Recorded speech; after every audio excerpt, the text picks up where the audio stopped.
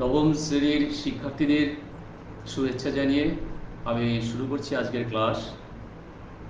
আমার আগের দিনের যে ক্লাস, সেই ক্লাসের বিষয়ের সঙ্গে সাযুজ্য রেখে আজ আমি বাংলা ব্যাকরণের শব্দভাণ্ডার সম্পর্কে আলোচনা করব। তো আগের দিনের যে বিষয়টি ছিল সেটি ছিল নবনব সৃষ্টি, অর্থাৎ বাংলা ভাষায় যে নতুন নতুন শব্দ, কীভাবে বিদেশি শব্দ এসেছিল সেই শব্দ সম্পর্কে আলোচনা করেছিলাম। আর তাই আজকে ব্যাকরণের ঠিক শব্দ ভাণ্ডার বিষয়টিকেই আমরা বিষয় হিসেবে বেছে নিয়েছি। আজকে শব্দ ভাণ্ডারটা আমি খুব গল্পচ্ছলে বোঝাবো। আসলে আমি বোর্ড ওয়ার্ক ছাড়া ক্লাস করতে পারি না, কিন্তু আমি খুব অসহায়, বারবার চেষ্টা করেও আমি ঠিক ব্যবস্থা করতে পারিনি। সবই আছে কিন্তু ছবি আসছে না, দুঃখিত। আর ব্যাকরণের মতো ক্লাস তো বোর্ড ওয়ার্ক ছাড়া হয়ই না, তবু আমি চেষ্টা করছি আমার এই গল্পচ্ছলে একটু মন দিয়ে শুনলে আশা করি অসুবিধা হবে না। তবে কখনোই বোর্ড ওয়ার্কের বিকল্প হয় না, এটা মেনে দিচ্ছি।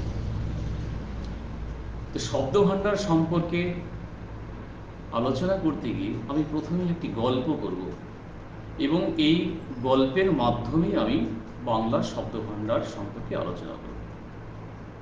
এ বিষয়ে একটু বলে রাখি, বাংলা শব্দভাণ্ডার অর্থাৎ বাংলা শব্দভাণ্ডারে কত রকমের শব্দ রয়েছে, বা শব্দের যে বর্গ নির্ণয়, শব্দের উৎসগত শ্রেণীবিভাগ, সবই কিন্তু এই শব্দভাণ্ডারের মধ্যে পড়ছে।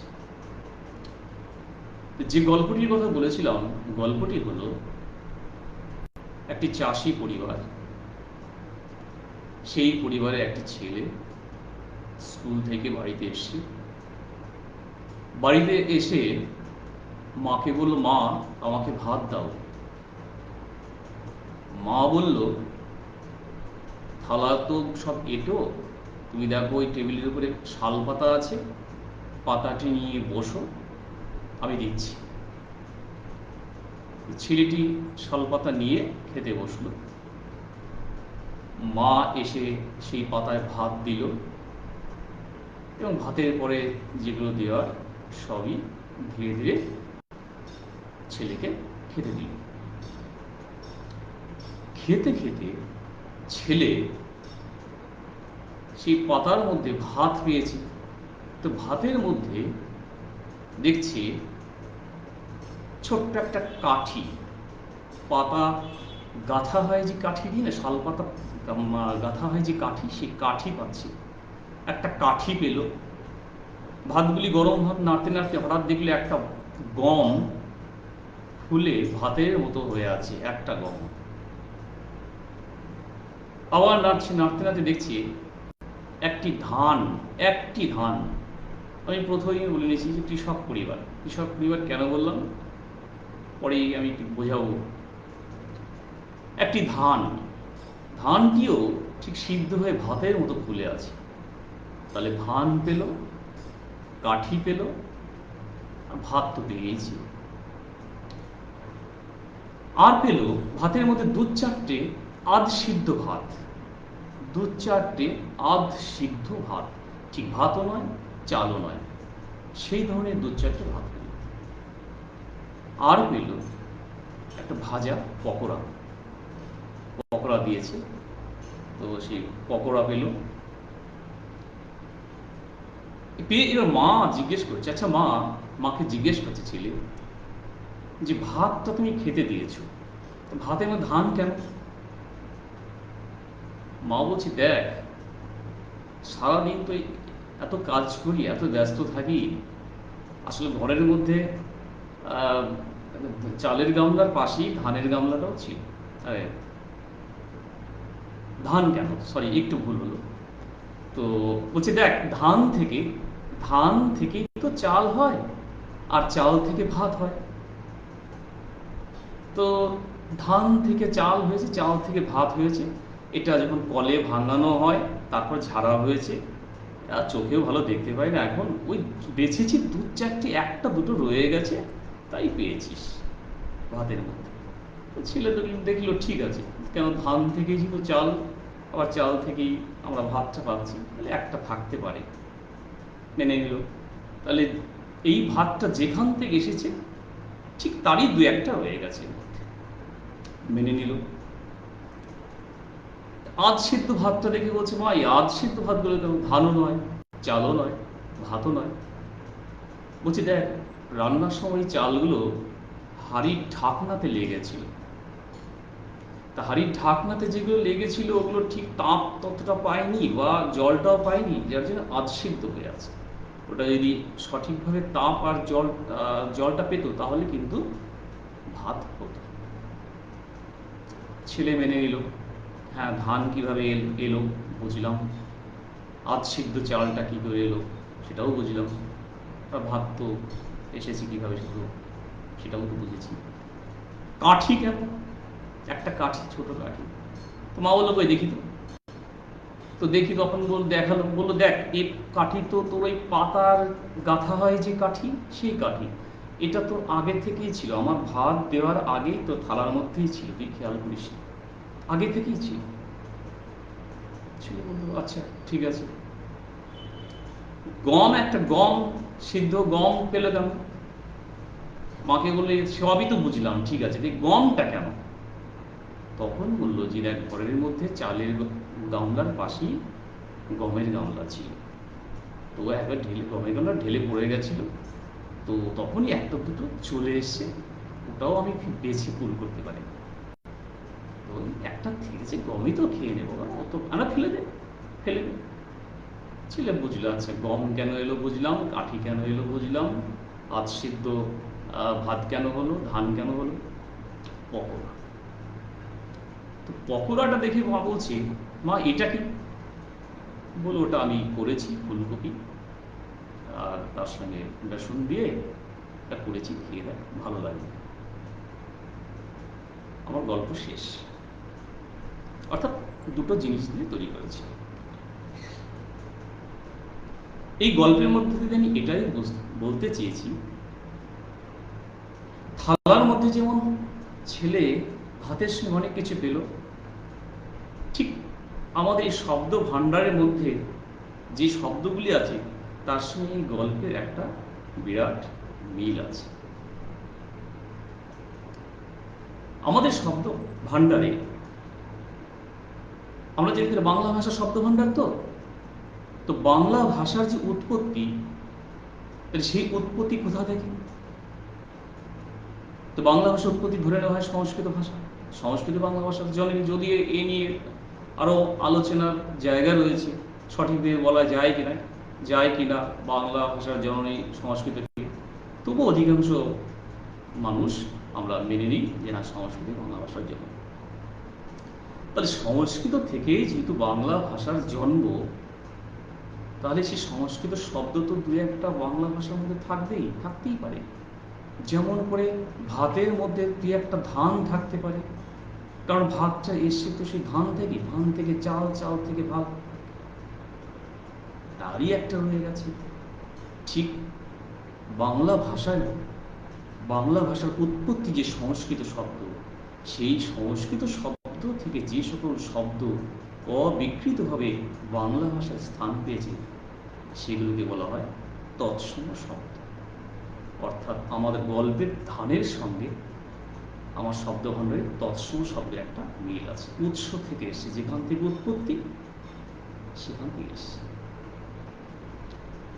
আর ধান থেকে চাল, চাল থেকে ভাত, তাহলে সংস্কৃত থেকে প্রাকৃত, প্রাকৃত থেকে বাংলা। তাহলে এইভাবে প্রাকৃতের মধ্যে দিয়ে সংস্কৃত ভাষা থেকে যে সকল শব্দ বাংলা ভাষায় শুদ্ধ নিয়ম মেনে এসছে, মানে বলতে গেলে জল এবং তাপে সিদ্ধ হয়ে সেই শুদ্ধ নিয়ম মেনে যেটা বাংলা ভাষায় রূপ পেয়েছে, তাকে বলা হচ্ছে তদ্ভব শব্দ। তাহলে শব্দভাণ্ডারে কি কি শব্দ পেলাম? তৎসম শব্দ, তদ্ভব শব্দ। তৎসম শব্দে আমি গল্পের কার সঙ্গে তুলনা করলাম? ভাতের থালার মধ্যে সেই ধানের। তদ্ভব শব্দের সঙ্গে কার তুলনা করছি? ভাতের। এবার সংস্কৃত থেকে যে শব্দগুলি বাংলা ভাষায় প্রাকৃতের মধ্যে দিয়ে এসেছে, সেগুলো তো তদ্ভব রূপ। কিন্তু এই পরিবর্তিত হতে গিয়ে কিছু পরিপূর্ণ রূপ পায়নি, বিকৃত হয়েছে। যেমন নিমন্ত্রণ থেকে নেমন্তন্ন, ঘৃণা থেকে ঘেন্না, প্রণাম থেকে পেন্নাম, এগুলো বিকৃত হয়েছে ওই আধসিদ্ধ ভাতের মতো। তাই এইগুলো হচ্ছে অর্ধ তৎসম শব্দ। তাহলে বাংলা ভাষায় যে সকল শব্দ সংস্কৃত থেকে বিকৃত হয়ে বাংলা ভাষায় গৃহীত হয়েছে সেগুলোকে আমরা বুঝি অর্ধ তৎসম শব্দ। যেমন ঘেন্না বললাম, ঘৃণা থেকে ঘেন্না, নিমন্ত্রণ থেকে নেমন্তন্ন, প্রণাম থেকে প্রণাম বা পেন্নাম, পুণ্যামও বলে। তাহলে শব্দভাণ্ডে কি কি শব্দ পেলাম? তৎসম, অর্ধতৎসম আর তদ্ভব। তৎসম হচ্ছে উৎস থেকে, তদ্ভব হচ্ছে প্রাকৃতের মধ্যে দিয়ে নিয়ম মেনে পরিবর্তিত হয়েছে, আর অর্ধতৎসম হচ্ছে যেটা বিকৃত হয়ে বাংলা ভাষায় গৃহীত হয়েছে। গল্পের ওই কাঠির মতো কিছু শব্দ আমাদের বাংলা ভাষায় রয়েছে। আর্যরা এদেশে আসার আগে অনার্যরা বাস করত। সেই অনার্য গোষ্ঠীর ভাষা থেকে যে সকল শব্দ বাংলা ভাষায় গৃহীত হয়েছে, অর্থাৎ আর্যরা আসার আগে থেকেই, থালায় ভাত দেওয়ার আগে থেকেই যেমন শালপাতার মধ্যে একটা কাঠি ছিল, তেমনি আর্যরা আসার আগে থেকেই এখানে যারা ছিল অনার্য আগে থেকেই ছিল। সেই অনার্যদের ভাষা থেকে যে শব্দগুলি বাংলা ভাষায় এসেছে সেগুলোকেই বলা হচ্ছে দেশি শব্দ, অর্থাৎ আগে থেকেই ছিল। পাতায় যেমন কাঠিটা ভাত দেওয়ার আগে থেকেই ছিল, এখানেও ঠিক তাই। যে শব্দগুলি আগে থেকেই ছিল, আর্যের আসার আগে থেকেই, সেই অনার্য গোষ্ঠীর ভাষা থেকে যে সকল শব্দ বাংলা ভাষায় গৃহীত হয়েছে তাকে আমরা বলছি দেশি শব্দ। কিছু শব্দ বাংলা ভাষায় এই প্রতিবেশী দেশ বা বাইরের দেশ থেকে এসেছে। যেমন ওই ধানের গামলা থেকে তার পাশের চালের গামলায় ধান, দুঃখিত, গমের গামলা থেকে যেভাবে চালের গামলায় একটা দুটো গম চলে এসেছিল, ঠিক তেমনি পাশ থেকে, চারপাশের দেশ থেকে যে সকল শব্দ বাংলা ভাষায় প্রবেশ করেছে সেগুলিকে আমরা বলছি বিদেশি শব্দ। তাহলে বাংলা ভিন্ন অন্য ভাষা থেকে বা সে বাইরে থেকে যে সকল শব্দ বাংলা ভাষায় প্রবেশ করেছে সেগুলোকে আমরা বলছি বিদেশি শব্দ। তাহলে ধান পেলাম, গম পেলাম, কাঠি পেলাম, ভাত পেলাম, আজ সিদ্ধ চালটা পেলাম। এবার পকোড়া তো একাধিক জিনিস দিয়ে তৈরি হয়েছে। বাংলা ভাষায় এমন কিছু শব্দ রয়েছে যেগুলো একাধিক শব্দের মিশ্রণে তৈরি হয়েছে। বাংলার সঙ্গে ইংরেজি বা সংস্কৃতের সঙ্গে ইংরেজি, অর্থাৎ একাধিক ভাষার শব্দ বা একটি ভাষার উপসর্গের সঙ্গে একটি ভাষার শব্দ বা প্রত্যয় এই যুক্ত হয়ে যে নতুন নতুন শব্দ গঠিত হয় সেগুলোকে বলা হয় নবগঠিত শব্দ বা মিশ্র শব্দ। যেমন বাবুগিরি, হাফ ছুটি, হাফ জামা, বেহাত, হাফ ইংরেজি, তার সঙ্গে একটা জামা যুক্ত হয়ে গেল। হাফ হাতা বলি না, হাফ হাতা জামা। বেহাত, বে তার সঙ্গে হাত যুক্ত হয়ে বেহাত হয়ে গেল। এইভাবে একাধিক শব্দ, একাধিক ভাষার শব্দ, উপসর্গ বা প্রত্যয় যুক্ত হয়ে যে নতুন শব্দ গঠিত হয় তাকেই বলা হয় মিশ্র শব্দ বা নবগঠিত শব্দ। এই শব্দগুলিকেই আমরা কতগুলো ভাগে ভাগ করতে পারি। যখন দেখা যায় যে এটা আহ, প্রথমে একটা উপসর্গ থাকতে পারে, বিদেশি উপসর্গ, তারপরে শব্দ হতে পারে। আবার প্রথমটা শব্দ, পরেরটা প্রত্যয়, এমন হতে পারে। যেমন বাবুগিরি, বাবুগিরির ক্ষেত্রে বাবু, তার সঙ্গে গিরি প্রত্যয় যুক্ত হলো। আবার বে হাতের ক্ষেত্রে বে উপসর্গ যোগ হলো, তার সঙ্গে হাত। আবার দুটো শব্দ যুক্ত হয়েও হতে পারে, যেমন যেটা বললাম হাফ ছুটি। এগুলো কি বলা হচ্ছে? নবগঠিত শব্দ বা মিশ্র শব্দ বা সংকর শব্দ। এবার একটা বিষয় বলি, এই শব্দগণের আগন্তুক শব্দগুলি একটা সেই শব্দ আছে। তো এই আগন্তুক শব্দ হচ্ছে যারা নতুন এসছে। এই আগন্তুক শব্দ সাধারণত বিদেশি শব্দগুলোকেই বলা হয়, লোন ওয়ার্ড বলে ইংরেজিতে। অবশ্য কেউ কেউ আগন্তুক শব্দকে দুভাগে ভাগ করেছে, বিদেশি এবং প্রতিবেশী। বিদেশি যেটা বিদেশের ভাষা থেকে এসছে, প্রতিবেশী হচ্ছে যেটা আমার দেশেরই প্রতিবেশী রাজ্য, সেই প্রতিবেশী রাজ্য থেকে যে ভাষাগুলো আমার, যে শব্দগুলি আমার ভাষার মধ্যে এসেছে। যেমন উড়িয়া থেকে, হিন্দি থেকে, মারাঠি থেকে, পাঞ্জাবি থেকে, এই ধরনের ভাষা থেকে যে শব্দগুলো বাংলা ভাষায় প্রবেশ করেছে তাকে বলা হয় প্রতিবেশী। যেমন কাহিনী হিন্দি থেকে এসছে, পানি হিন্দি থেকে এসছে, আবার খোকা তামিল থেকে এসে বলা হয়। তো এই ধরনের শব্দগুলোকে কিন্তু প্রতিবেশী শব্দ বলা হচ্ছে। তাহলে আমরা কি পেলাম? তৎসম, অর্ধতৎসম, তদ্ভব, দেশি, বিদেশি, মিশ্র। এই বিদেশিকে আবার দুটি ভাগে ভাগ করা যায়। বিদেশিকে আবার অন্য নামেও একে অভিহিত করা হয়। বিদেশিকে এই শুধু বিদেশি না বলে আগন্তুক করা হয়, এবং আগন্তুকের দুটো ভাগ দেখানো হয়, একটা হচ্ছে প্রতিবেশী আর একটা বিদেশি। তাহলে আমরা কি পেলাম? প্রথমে পেলাম তৎসম শব্দ। তৎসম শব্দ কাকে বলবো? তৎসম শব্দ তাকেই বলবো যে যে সংস্কৃত থেকে যে সকল শব্দ বাংলা ভাষায় সরাসরি স্থান পেয়েছে সেগুলোকেই বলবো আমরা তৎসম শব্দ।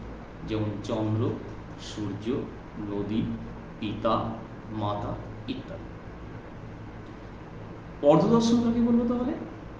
সংস্কৃত থেকে যে সকল শব্দ প্রাকৃতের মধ্যে দিয়ে না এসে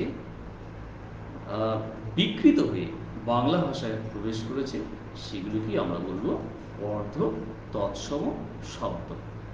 তো এই অর্ধ তৎসম শব্দগুলির উদাহরণ কি?